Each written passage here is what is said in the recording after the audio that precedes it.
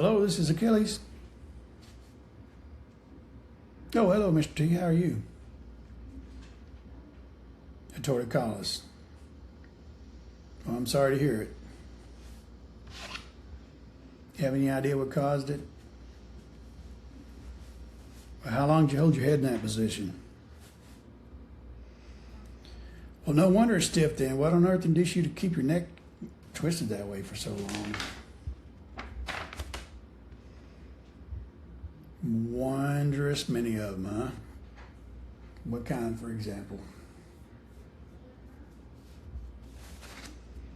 What do you mean, phantasmagorical beasts?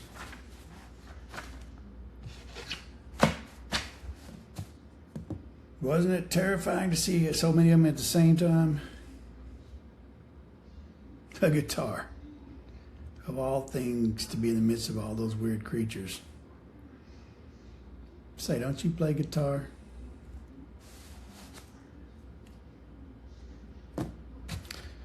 Oh, well, it's all the same to me.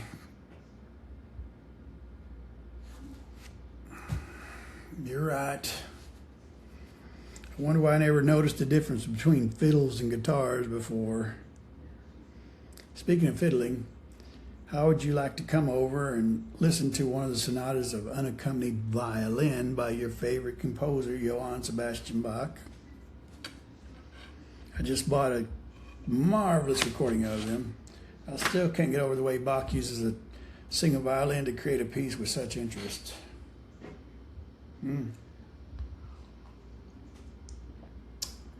A headache too.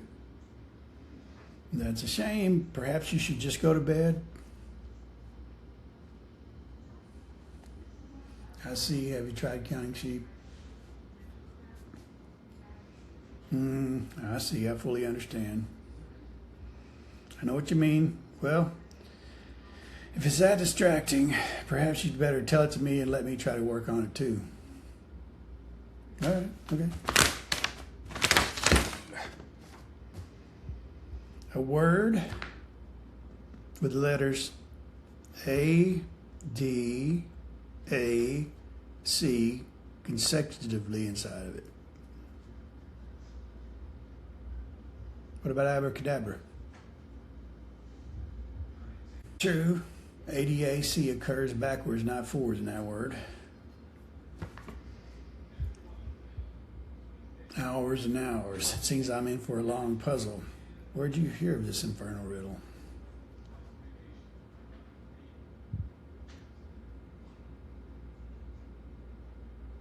You mean he looked like he was meditating on esoteric Buddhist matters when in reality he was just thinking up complex word puzzles? The snail knew what this fellow was up to, but how'd you come to talk to the snail?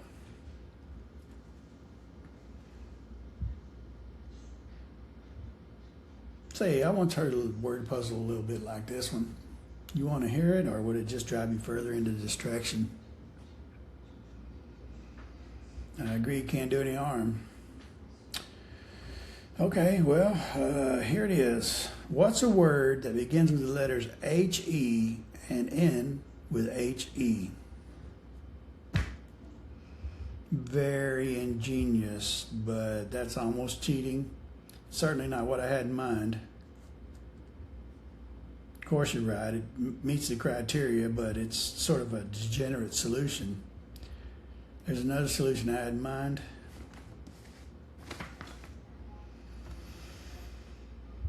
So there's a case where having a headache is actually beneficial instead of hindering you. Excellent, but I'm still a little bit dark on your ADAC puzzle. Congratulations, now maybe you can get some sleep. So, what is the solution to the ADAC puzzle? Well, normally I don't like hints, but all right, what's your hint? I don't know what you mean by figuring ground in this case. Certainly I know mosaic too. I know all of Escher's works. After all, He's my favorite artist. In any case, I got a print of Mosaic 2 in plain view right there on my wall. Yes, I see all the black animals. Yes, I see how their negative space, what's left out, defines the white animals. So that's what you mean by figure and ground. But what does this have to do with the ADAC puzzle?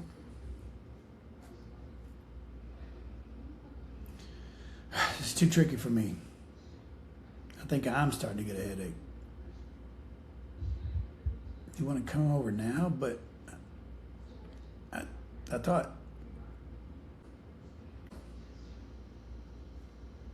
Very well. Perhaps by then I'll have thought of the right answer to your puzzle using your figure and ground hint relating to my puzzle.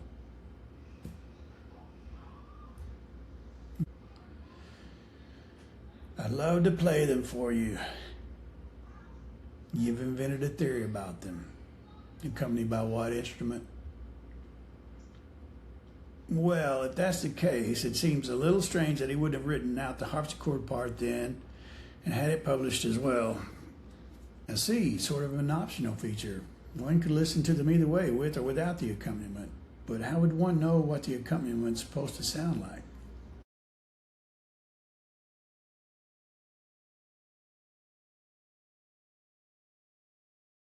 Yeah, I guess it is best after all to leave it to the listener's imagination. And perhaps, as you said, Bach never even had any accompaniment in mind at all. Those sonatas seem to work very well indeed as they are.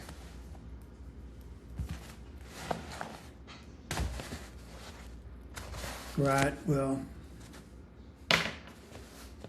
I'll see you very shortly. Goodbye, Mr. G.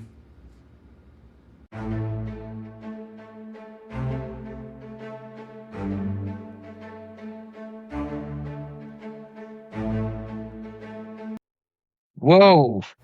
Oh.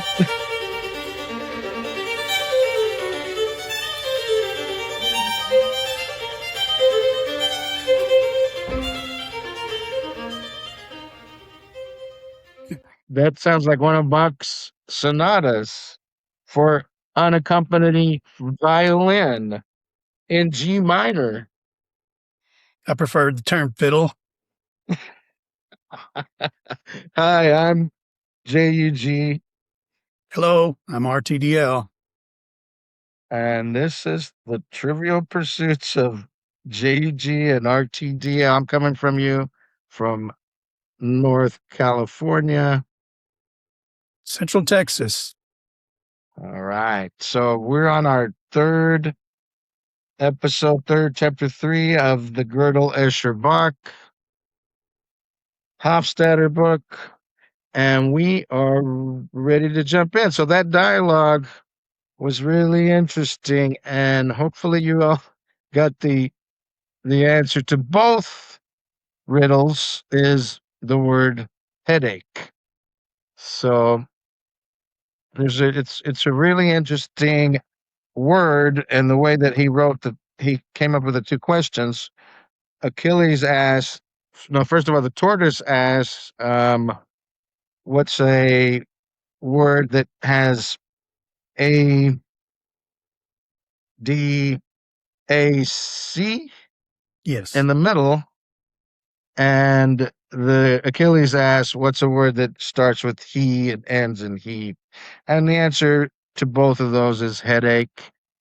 But another interesting thing in the dialogue is when Achilles guesses that the answer is abracadabra, Yeah. which this is not quite. It's true in the middle are the words are the letters ADAC, but they're reversed. So there's this other symmetry that's going on here, which we're going to get to in a later chapter. I do like the fact that it's the symmetries that we get to, but I like the fact that if you take out the HE, you have the ADAC, or if you take out the ADAC, the other way around, you have the HEHE. Right. So, and it leads right into figures and ground. And back to the Bach concerto there. Right. So it actually comes up in the dialogue. So he wrote the sonata, which is a sonata is just a type of music they played in the Baroque area and they all the way to Romanticism. But anyway, it has about 3 or 4 movements, and the movements usually have the same. They come in the same order. There's the opening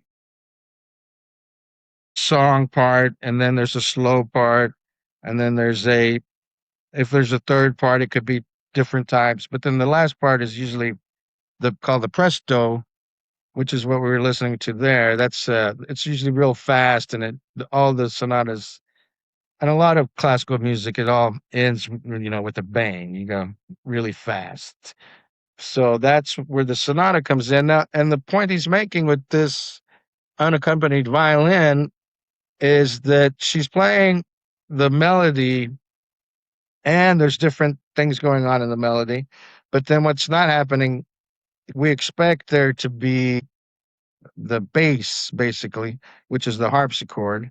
And the harpsichord it's not there, but you can imagine what it could be. It's like in the pauses, you can almost imagine what the harpsichord would be doing. Yes, this is what he's doing with the dialogue. You hear Achilles speaking, you're imagining what the tortoise's responses are. And so Exactly. when you hear one of these, unaccompanied violin pieces, you can hear a counterpoint in your head sometimes. And Right. it's a strange phenomenon that human beings do. And even within the violin part, the melody, there's counterpoint going on at the same Mhm. time when you hear the playing two notes at the same time or something like that. And again, your mind not only can hear that, it enjoys that. So last time we talked about prime numbers and the infinitude of primes, and now he starts this chapter talking about how you remember we build these formal systems. So he's gonna start by making a formal system. Is there a formal system to describe the composite numbers?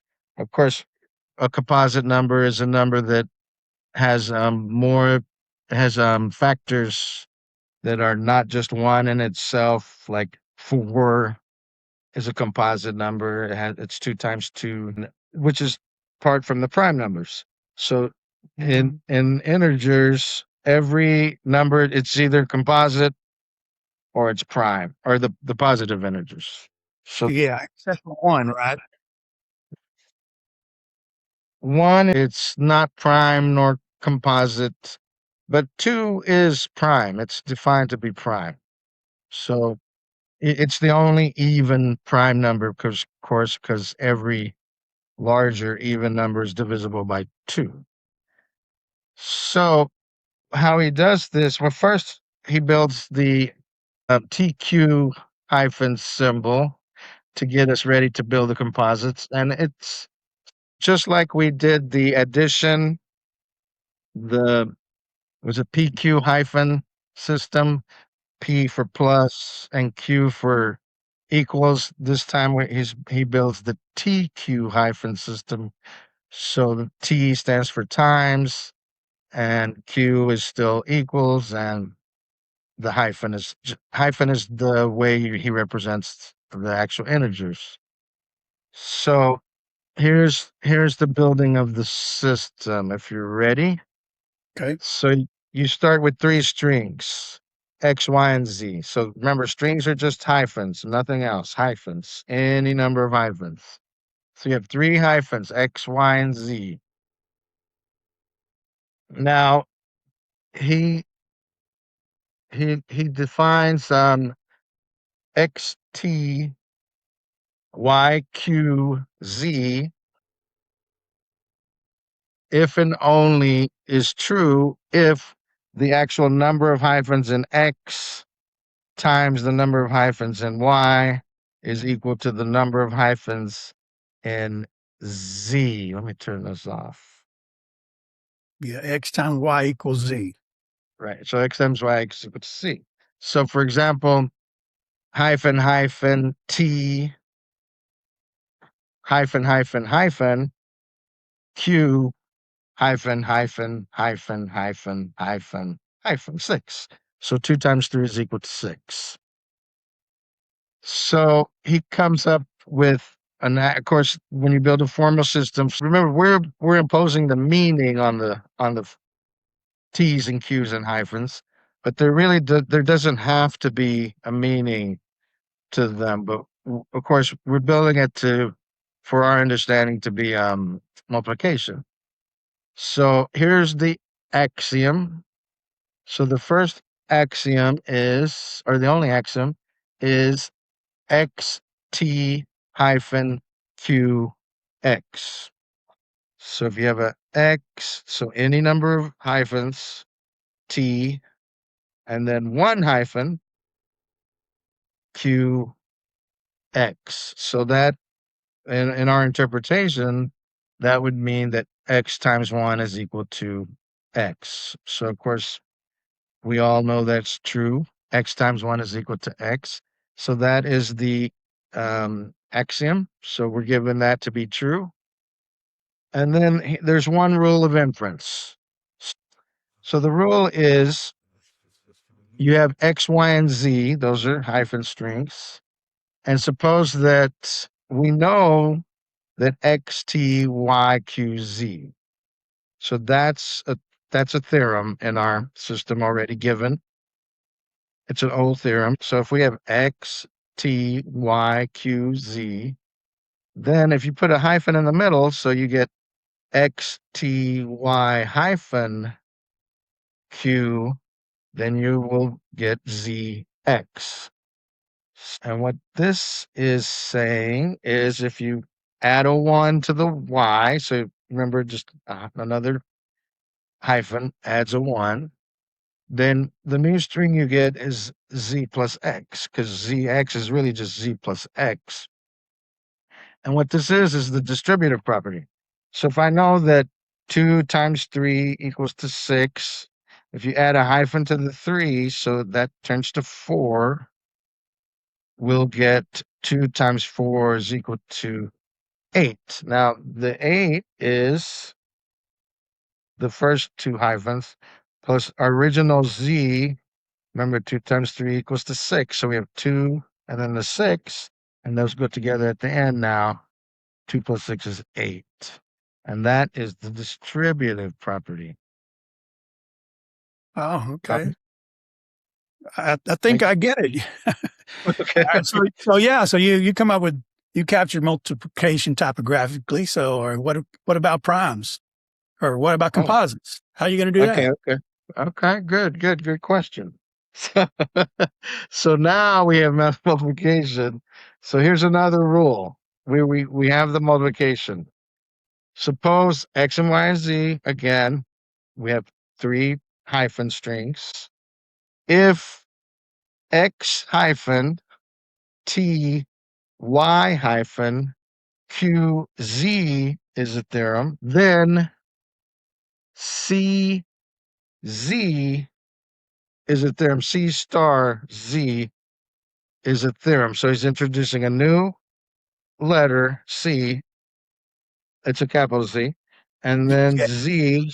So our Z, what this is saying is that this is what we're looking for.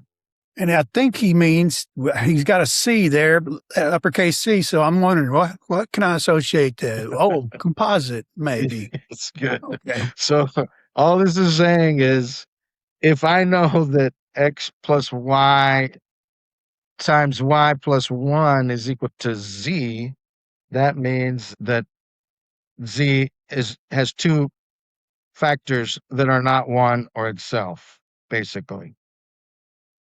Okay, that's something to think Okay, now about. it's a little more complicated, but yeah, I'm still with you. Okay.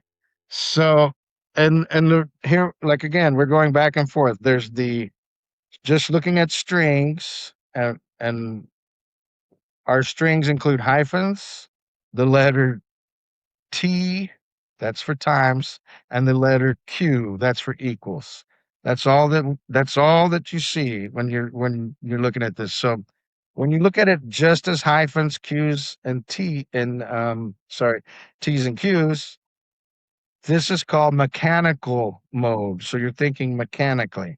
So this is, remember I was talking about how that Turing machine, it's able to read letters, I mean hyphens. So it will read the strings T, another string Q, and then a string, and that string it'll say is a composite number. So that's mechanical mode. Well, I mean, me just saying it's a composite number actually takes us to the next level, which is intelligent mode. So when we bring meaning to the list of strings, he's using the term intelligent mode. So we have two modes of thinking about this: M mode, which is mechanical mode, and I mode, which is intelligent mode. And it's hard. It's hard, like, and we've talked about this before. It's hard for humans to distinguish sometimes of the two because we're doing both at the same time. We look at the strings to mechanical mode, but then even I said I should have just said you produces CZ, but that CZ means it's a Z is a composite number. Thoughts? Okay.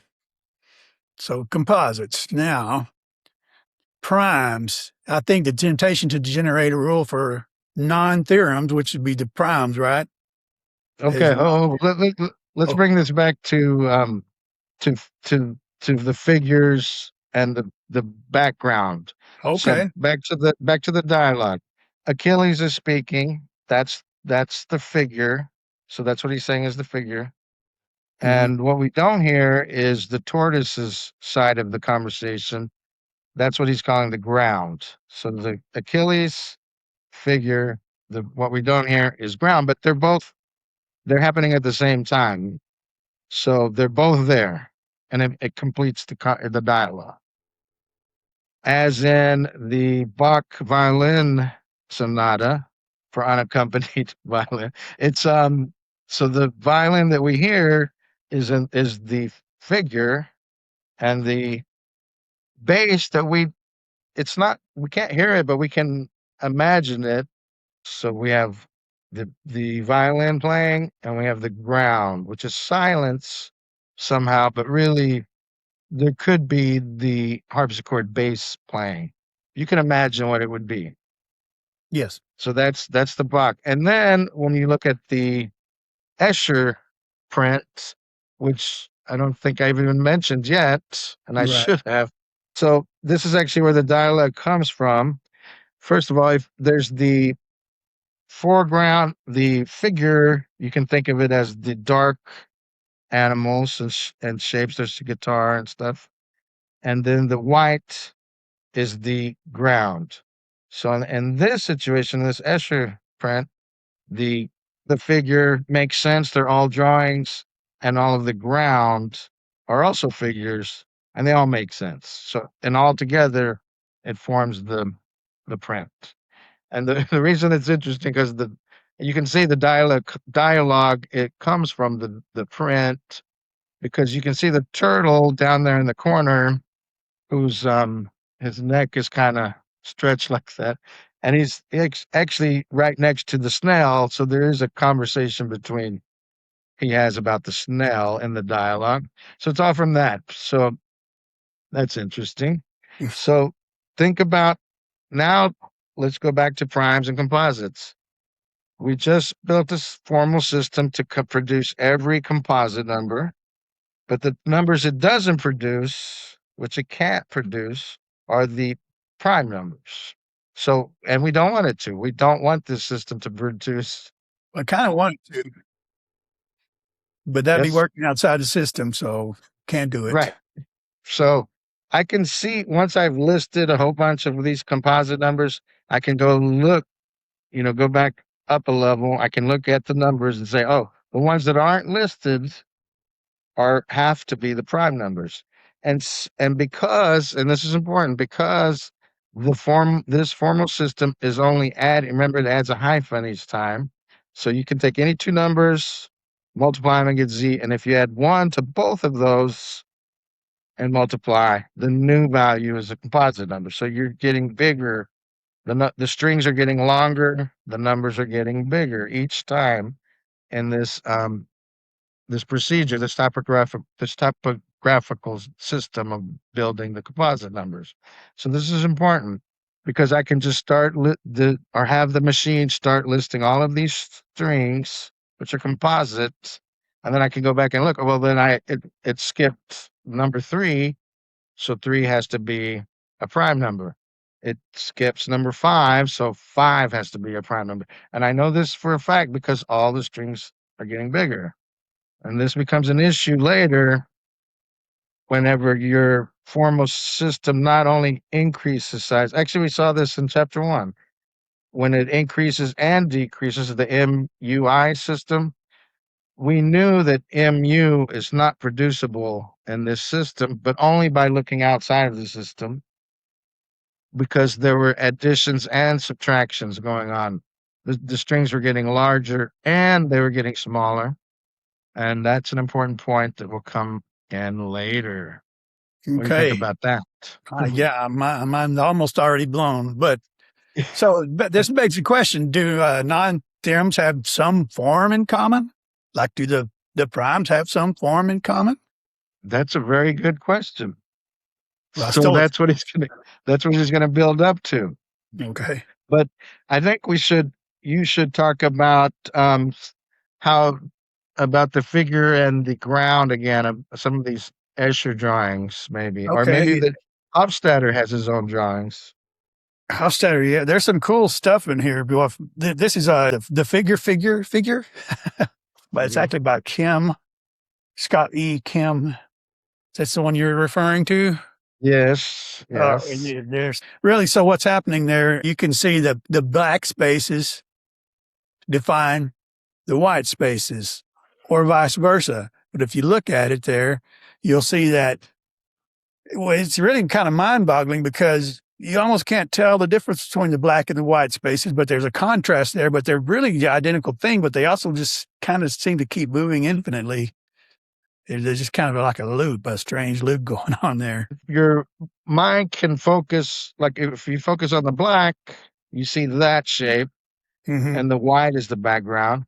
But if you focus on the white, that's now the figure, and the black is the ground. So yes, yeah. Oh, go ahead. Well, Hofstadter has this in the book, but I tried to draw it, and I just outlined it at first, just drew the outline drawing, and I didn't look like anything. But then I started filling it in with this ink. So the figure would be the blue ink, and the background would be the paper, right? Yeah. So if when you look at that drawing, it looks just like blots. So the figure is just the blots, which actually they don't have meaning. So in this case, the figure has no meaning. But if you look at the ground, now look, if you haven't seen it yet, it spells 2 words, and it's, mailbox. So the figure has no meaning, but the ground has the meaning in that case. Yeah. So this is where he's really trying to get this point across, where when you have these 2 sets, you get one of them is the figure, and what's ever left over is the ground. So you have the composite numbers, figure. The prime numbers are the ground. So the question that our RTDL just asked was, can you build the prime numbers the way we just built the composite numbers? Yeah, by defining it, the figure defining. So the composites, what's left out are the primes. You actually said it, but I'm thinking that's the form. But how do you do that? How do you actually make a typographical system that would explain that? And this drawing is by Hofstadter, the one on the left. Yeah. So this time the figure, which is the dark blots, it is something. It's a pipe. It looks like a pipe, smoking pipe. Yeah. But also the ground, if you look closely, it's actually letters again, and I think it's in French. It says "Ceci n'est pas un message." So that's French for this is not a message. Mm-hmm. So that's he's playing on. I'm sure you've all heard of the. So Magritte does these pipe drawings and or all kinds of drawings, playing with figure and ground. Yeah. Now, go ahead. Let me take a Well, breath. this is where he kind of introduces the idea of recursive with this figure 16, which is the birds, and I'll pop it up there. But, and again, the figure defines the ground. Right. They define each other, really. And that in this picture, it's interesting because you can't like the drawing with the tortoise and the snail and the guitar and all that mad mystical animals. You can see everything at once. So it's not like hidden from you, which is what we're talking about now. When he's going to go into recursive, and actually another term is recursively enumerable. So we're going to get a little bit more technical into the math, basically. Yeah, and you talked about figure and ground in music already, but that's the next bullet point. I think what he's saying here, just think about pop music or something. It doesn't have to be, a sonata. You have the melody, but then you can have a second voice, so someone doing harmony, and then that second voice can go off and do its own little melody. You can hear both, and one of them is ground, and one of them is figure. The melody is the figure. So everything else is happening as ground. Sometimes, I mean, even though you can hear it, you're maybe just paying attention to the melody. And our ears can hear those two things and know that they are pleasing. They sound pleasing. They accompany each other, even though one's the figure and one's the ground. Exactly. Just like we can see in the drawing, ground and figure at the same time. Now, when it comes to these sets that we're talking about, so remember, we're building formal systems to describe sets of numbers. So here's where we're going to get into. Well, think of it as the figure is the positive space, and the ground, call it the negative space. So in our formal system we were talking about just a second ago, the composite numbers are the positive space, and then you can think about the prime numbers as the negative space. So we already can build all the composite numbers just by looking at all these strings. We don't really know which ones are not included. So the question is, does the negative space have the same information as the positive space? What this is called is recursive. So if you have a positive space that is well defined, and then its negative space contains the same information, so I could like list out all of the prime numbers, and then everything that's not on this list will be a composite number. So they complement each other, but they also define each other. So this is called recursive. So some of those drawings that we saw were recursive, and some of them were not. When it's just blots that have no meaning, and only the ground has the meaning, that would not be called recursive. Like in mailbox, Right. just the mailbox has the meaning. Right. Yeah. Yeah, you're right. So that's not recursive. And in math or programming, it's a function that calls itself. Right. Recursive means to just go back over and over. So in programming, there's recursive. Yeah, you can do the countdown. You could do a routine where you count from 3 to 0 and you call it itself each time to reduce itself by 1 or reduce this number by 1. And then but when it gets to 0, it stops, and that's recursive. But you can have a code where you can have a list of rules that can generate an infinite number of theorems, and it needs a way to get out. I mean, it doesn't have they're infinite, so it doesn't have a way to stop looping. There's no halting point. Exactly. The halting point problem, which is brings us back to Turing. Mm-hmm. Let let's go back to our set of composite numbers, okay? Okay. So again, the positive space are the what he calls the C-type theorems. I probably should be using that term, C-type theorems, which is just strings produced. And the negative space is the strings that have a prime number of hyphens, and these are called non-theorems in this system. So the theorems are the C-type strings, and everything else is just a non-theorem, and the non-theorems are the prime numbers. So the question is does there exist formal systems whose negative space, that's the set of the non-theorems, is not the positive space? That's the set of the theorems of a formal system. I think I'm being confusing here. So if you let me just read what it says. It says there Okay. exist formal systems whose negative space is not the positive space of any formal system.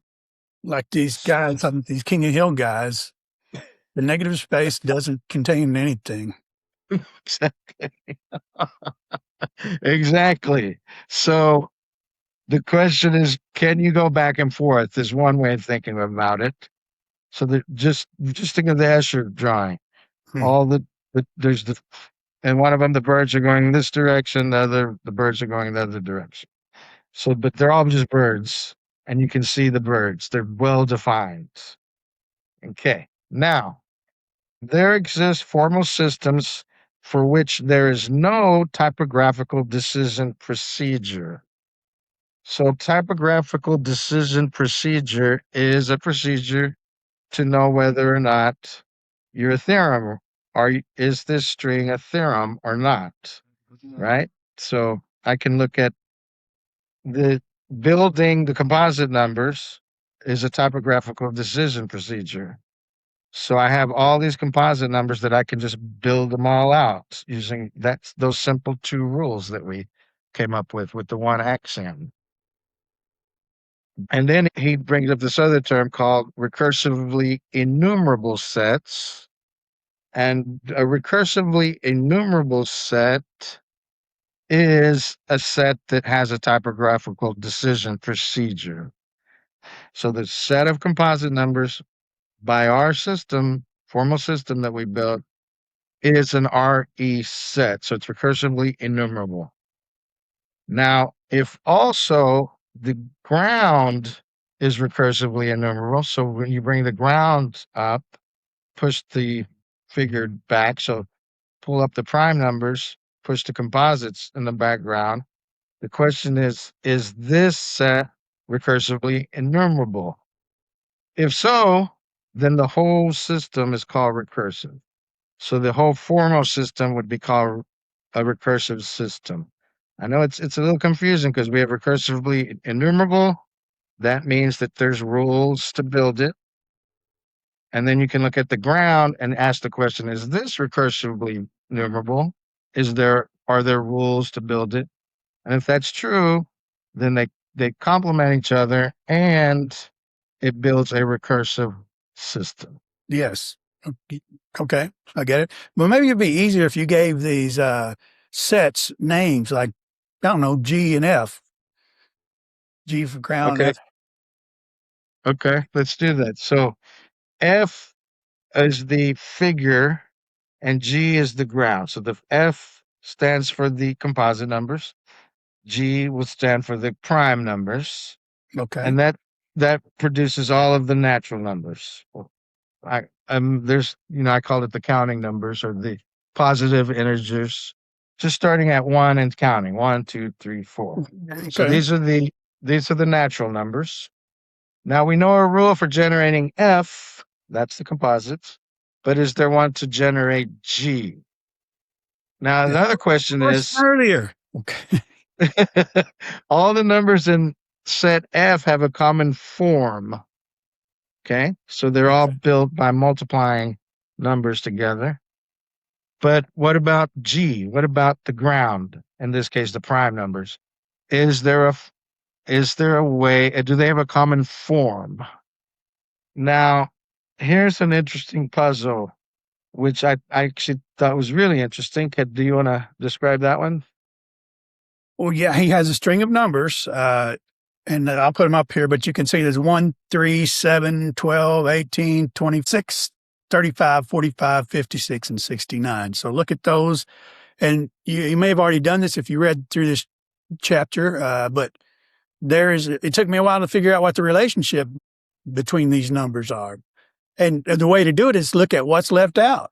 And also by counting integers and accounting for each integer all the way up. So what we really have here is you're adding the current number, say 1.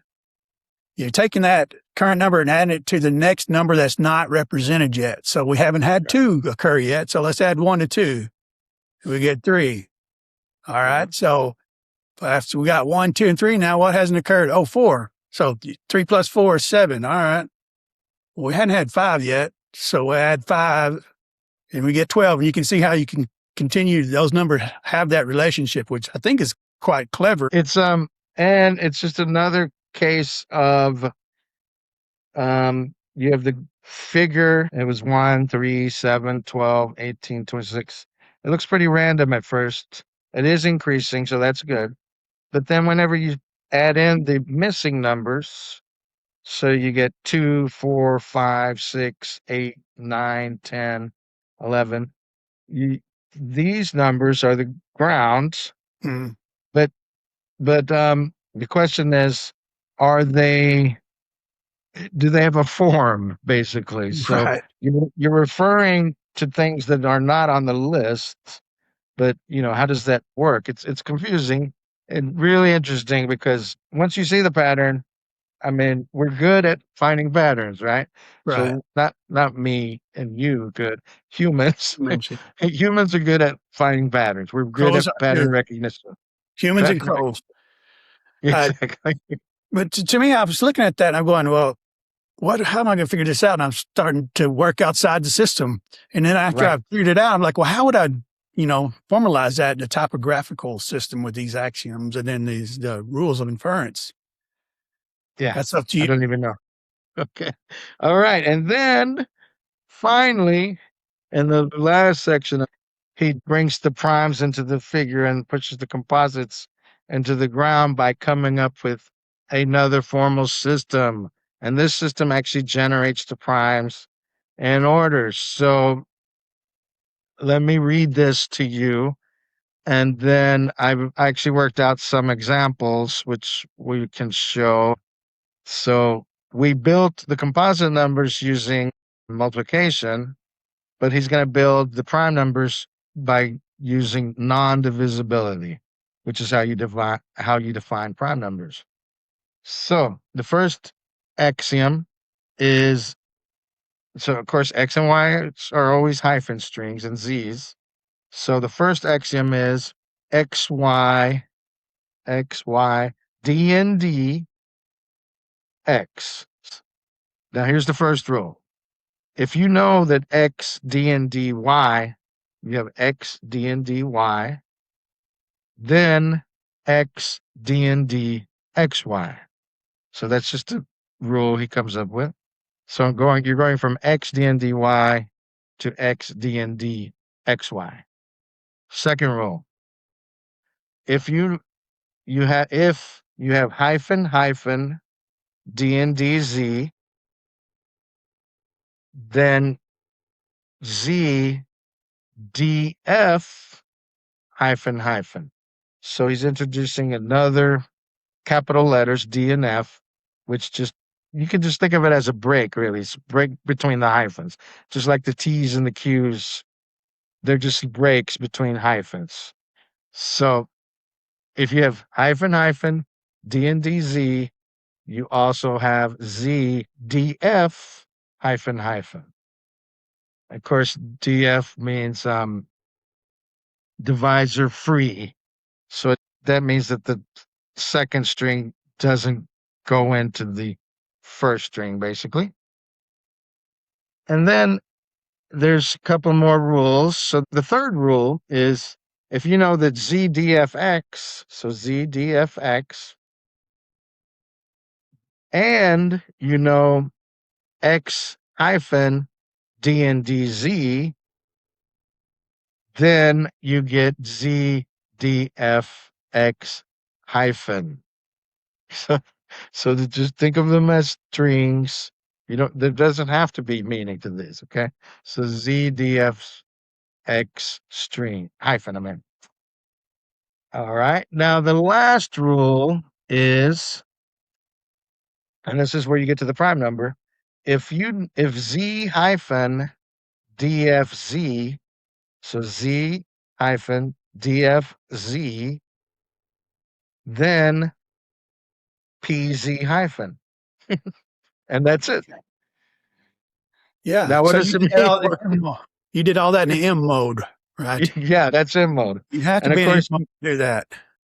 and just like when you're talking about prime numbers, you have to tell everyone you have to include 2 as a prime number. So 2, you cannot get the number 2 out of this part. So you just add it as an axiom. So Mhm. P hyphen hyphen. So Right. going backwards, P hyphen hyphen means 2 is prime. So that's an axiom. Right. The previous rule says it said Z hyphen DFZ, which means that if you have all of the numbers up to 1 less than a number, so 10, just take the number, let's do 11.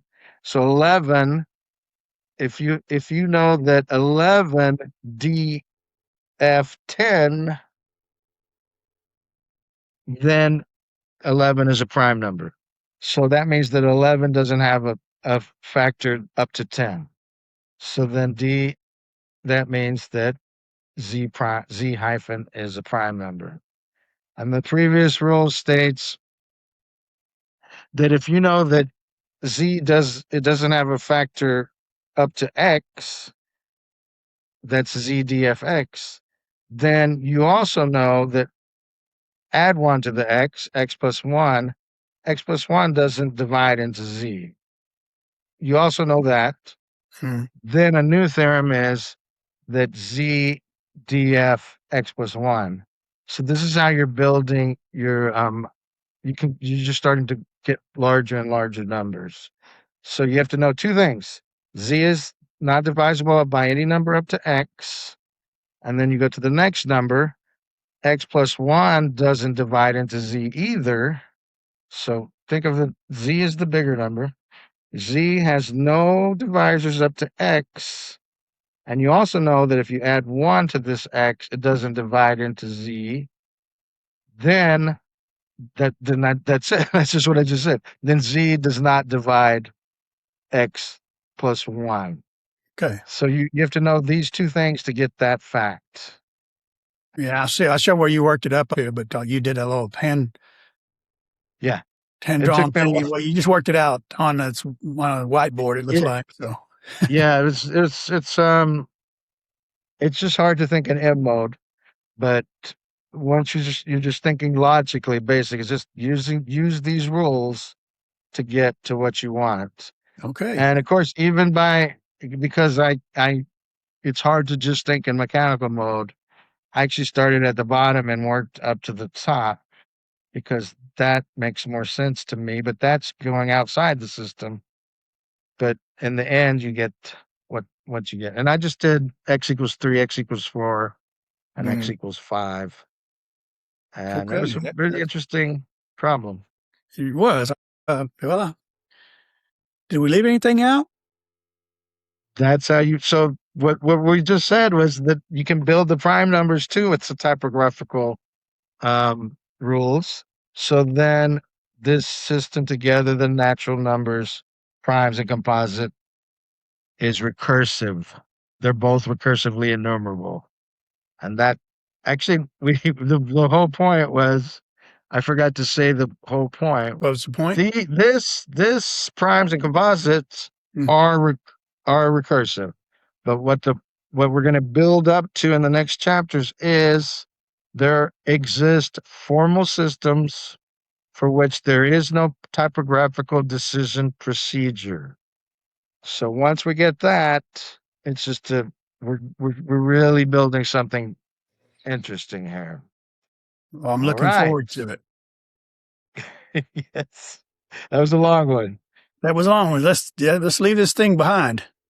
Yeah. Okay. All right. You can We'll put see it you in the next week. background. All righty then. Fade to black. Bye.